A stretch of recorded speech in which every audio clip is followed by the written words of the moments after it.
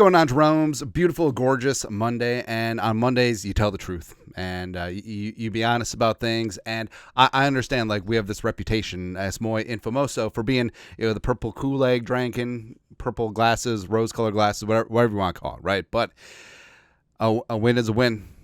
Getting it done on the road, which is really tough to do in the National Football League. Don't care that it was the Giants. It's a National Football League team, and the Vikings dominated. What do people want? Like, hey, it's like, oh, it's just the Giants. What are you supposed to? Did you want the Vikings to play bad? Did you want the Vikings to play bad against the Giants and then have it be a one-score game? Like, would you prefer if this game was 28-26? No, because hey, great teams beat down teams that they're supposed to convincingly, and that's exactly what the Vikings did. So we have Tam truths about the Minnesota Vikings as we're just watching the end of this stupid Lions-Rams game. Lions are cowards. Anyways, number one. Is the defense good or is Daniel Jones just bad? I think that Daniel Jones is ass, thank you, but we kind of knew that, right? And the Giant, again, Donatel's revenge, like Montezuma's revenge, where it just comes and gets you right at the end, where, hey, we're going to be so bad in this wild card game that you're going to pay Daniel Jones and you'll be stuck with him for a number of seasons. That's exactly what's going to happen, right? But Daniel Jones was terrible. Had 2 picks, a 44.3 quarterback rating. You get 39.6 if you just throw it straight into the ground. So he did slightly better than that, as well as 4.4 yards per attempt. Now, it isn't as bad as Bo Nix, 3.3, or Caleb Williams, 3.2, but it's pretty bad. It is quite bad, right? But the whole thing is like, hey, Flores bringing the heat, unleashing the fury. Was the Vikings defense just that good, or were the Giants just that bad? Right now, you do have to factor in, like, hey, the Vikings did a great job against running back Devin Singletary. Malik Neighbors was held in check throughout most of the game. So overall, it's like you do have to give credit to this defense, man, especially the front seven. Oh my goodness. And we said this from the jump. So we were concerned about the defensive line before training camp, but we were actually pretty comfortable with the D-line ahead into the season. And also, you take into account that Redmond and LDR were healthy scratches because the Vikings are going to play a lot more NASCAR package, as evidenced by Patrick Jones second, again, some time on the D-line, getting 2 sacks. Hottie Ward was in there as well. But this front seven is legit. And you look at this Vikings linebacking core. Frankly, it's one of the best in the league, if not the best. And you look at AVG, who had himself a monster game. Gernard, even though he had a Goldstein in the stat box, like you could say, like, oh, he didn't impact the game at all. No, 5'8" was out there. Dallas Turner getting his sack. Ivan Pace Jr. was disruptive. Blake Cashman made some huge tackles in this game. And so I know that Tillery and Bullard get a lot of poop. Bullard is very strong and very solid against the run. Tillery was getting a little bit of pressure. Plus, it was kind of weird saying, oh, number 99 for the Vikings getting out there. Oh, wait, that's not Daniil. And Harrison Phillips is just a monster, who we'll talk about in a sec. But, I mean, this front seven is damn legit, and they're deep, and they're multiple, and they're extremely flexible with what Flores wants to do. As Stafford, money? No, not so much. So, yeah, the Vikings up front, especially on third down, you see Flores lining everyone up at the line of scrimmage, and then they drop out, and then they bluff a lot. And it'll be interesting to see the blitz percentage because just eyeball tests, it didn't seem like they blitzed as much as last season where they led the league with, I think it was like 52%. But as we said ad nauseum during the offseason, like, ideally, you're going to be able to get home with 4, and you can stack the line of scrimmage with 6, 7, 8 guys, and they don't know which 4 are coming. And that's going to be the competitive advantage right there. But early returns are that front seven is legit. Now, when the Vikings start facing like the Niners offensive line, we'll start to see there. We'll start to see. Next up, number 3, a physical camp paid off. And that's something that Kevin O'Connell stressed at the beginning of training camp, that they were going to be a lot more physical, and they certainly were. When those pads came on, pads were popping, and some minor nicks and bruises, but it's a decent trade-off, right? Because honestly, I think that the Vikings offensive line looked really damn good once they settled down.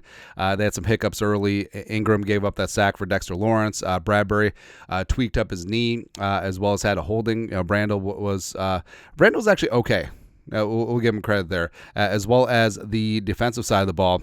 Baby, come on. Like I said, like, that front seven was really damn legit, and I do think that getting after it every single day in training camp with the pads on and being really efficient with the work is going to pay off in spades during the season. Because, I mean, the St. Jerome's Vikings teams in the trenches. Oh, undersized offensive lineman, outside zone. Number 4, AVG defensive MVP.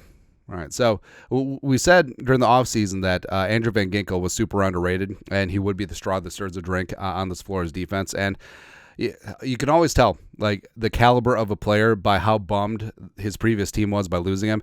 Dolphins fans were pissed. And Andrew Van Ginkel, it really is a do-it-all player. Had 4 tackles, saved a touchdown with his sack of Daniel Jones. Obviously, the pick six. Pick six was great, too, because that's obviously film study and preparation, where as soon as he got that look, he stopped rushing and he got flat and he got in that passing lane, and it was just awesome, man. Love to see that. Also, he was very strong against the run, and he was all over formation as well. So he is one of those chess pieces that that Brian Flores loves. Just like a Metellus, but a box version there. Number 5. Got to re-sign Harrison Phillips. So Phillips has been quietly solid throughout his Vikings career. He is 28, going to be 29 in January, but in a contract season, like we said. First-time team captain, but he's been a leader this entire time. And so Harry, we kept saying, like, I would prefer a 350-pound nose tackle, right? But Phillips, a little bit undersized for a true 0 or 1 tech, but his versatility is great, and he's heart and hustle out there. Plus, he's got like that country strong toughness, and being a Nebraska kid, right? But he provided a lot more as a pass rusher on Sunday. It's just like, is this going to be the new Harrison Phillips, where he'll be solid against the run, work in conjunction with Tillery and Bullard, and then he'll provide a little something rushing the passer? I kind of liked it. Man. Got himself a sack, had a couple of quarterback hits as well, and it's just amazing, man. And he was a big part of this front seven being amazing. 12 quarterback hits, 5 sacks, 3.5 yards on the ground, and they were just tough. They're tough as nails. And yeah, I could say, well, it's the Giants. We'll see what happens against the 49ers. Fair. But let's see it. Next, number 6. This is all that Slinging Sam Darnold needs to do. Sam Darnold, America's quarterback, and he had himself a very efficient game. 19-24 for 208, 2 touchdowns, 113.2 quarterback rating, which is good. Which is quite good. And all he did was go through his progressions, play clean, got the ball out efficiently. A couple of struggles there with delay of game in the third quarter, but I mean that's just infrastructure stuff. And this is why Darnold was the number 3 overall pick. Like, this is why Darnold was so highly touted, and this is why Darnold keeps getting second chances, because the arm is there, the accuracy is there, and if you protect him, which the Vikings offensive line certainly did after some early jitters, which we'll talk about. I mean, Darnold was back there just dropping dimes. And see, that's been the problem, where Darnold had this reputation with the Jets and the Panthers of being Charlie Skedaddle, seeing ghosts in the pocket. But if you were behind the Jets and the Panthers offensive line, so would you. Right? No quarterback is immune to getting hit. You look at Mahomes, you look at Josh Allen, you look at Lamar. If they get hit too much, they get a little bit skittish. And that's exactly what Darnold did. But he looks so calm, collected, polished, man. It was great. And again, this is all that he needs to do. Don't force it. Take what's there. Kevin O'Connell's going to put you in great spots. Your weapons will do the work. Your offensive line protect your ass. There you go. 7. Oh, there you go. Pace Aaron Jones. We almost had Gordon. So love the debut from Aaron Jones. Had 14 carries, 16 touches total for a $109 total yards and a touchdown. And averaged just south of 6 yards per carry. This is about where his work needs to be. And now it would be tempting to give him 20, 25 touches a game. I don't think you need that. I think that 15 to 17 range in terms of Aaron Jones' work, I think that does make sense.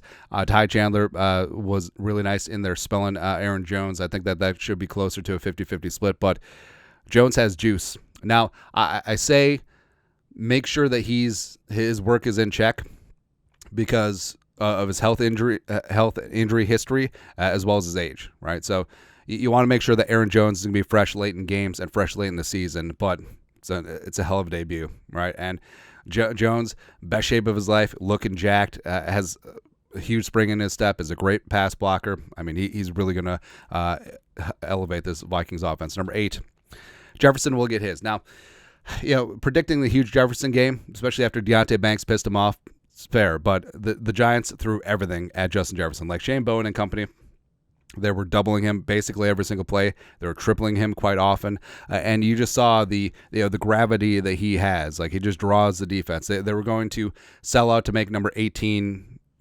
Anyone else except for 18 is going to beat him, right?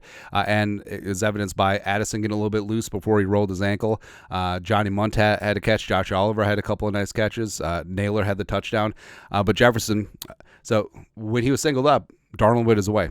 But like I've said, I respect Darnold for not just force-feeding Jefferson, because that's how you get into trouble, because that's what the Giants frankly want you to do. But, yeah, he only had 6 targets. That's going to change.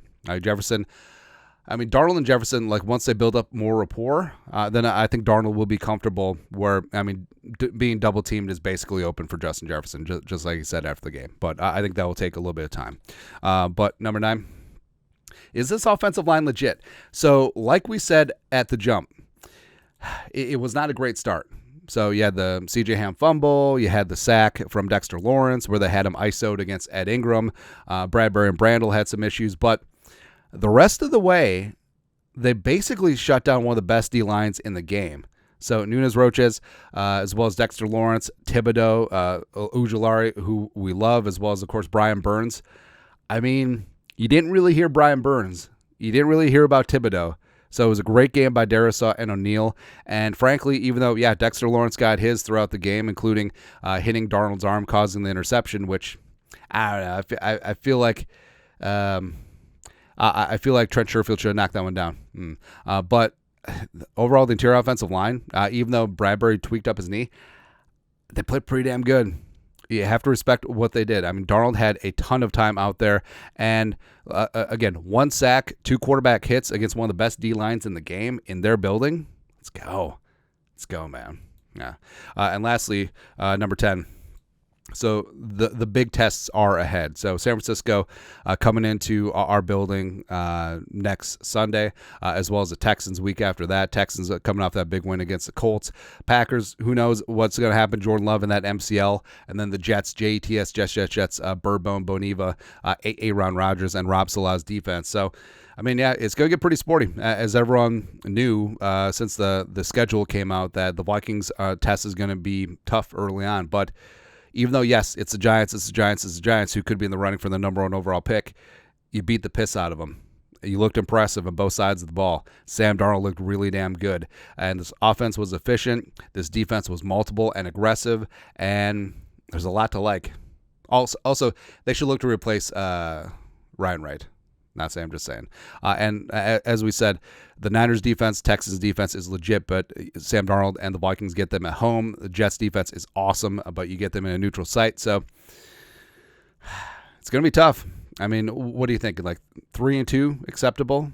Could 4-1 be in the mix? Because I like that Packers matchup, especially if Jordan Love is limited or if he doesn't play.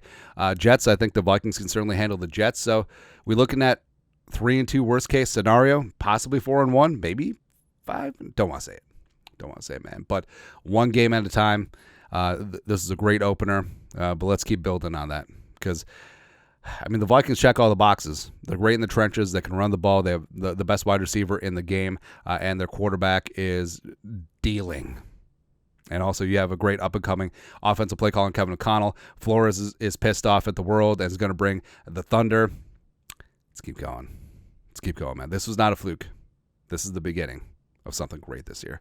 Let us know your thoughts, our thoughts, comment section below. Subscribe to Daily Vikings Takes. Want to support the work? Put a little something in the Venmo. But till next time, Skol, production value.